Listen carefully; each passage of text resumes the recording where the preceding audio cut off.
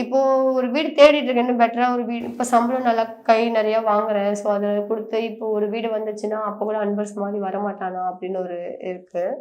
எந்த கோயிலுக்கு போனாலும் அவனை பத்தி வேண்டாத நாளே கிடையாது. எப்படியாவது சீக்கிரம் வந்து ஆனா குடிப்பான் அவன் நல்லா. கஞ்சா அடிப்பான் எல்லாமே பண்ணுவான். ஆனா என்கிட்ட அந்த சண்டைலாம் ரொம்பலாம் அடிக்கிறது அதெல்லாம் கிடையாது.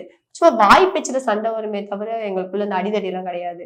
இப்ப என்ன பண்ணிட்டு இருக்கீங்க? நான் பியூட்டிஷியன் தான் இருக்கேன். இப்ப மெஹந்தி பார்லர் ஏதாவது வச்சிருக்கீங்களா? இல்ல பார்லர்ல போறேன் நான் வேலைக்கு. மெஹந்தி போட்டா தனியா போவேன். தனியா பர்சனலா கூப்பிட்டா போயிடுவேன். வேலை ரெகுலரா போயிட்டு தான் இருக்கேன்.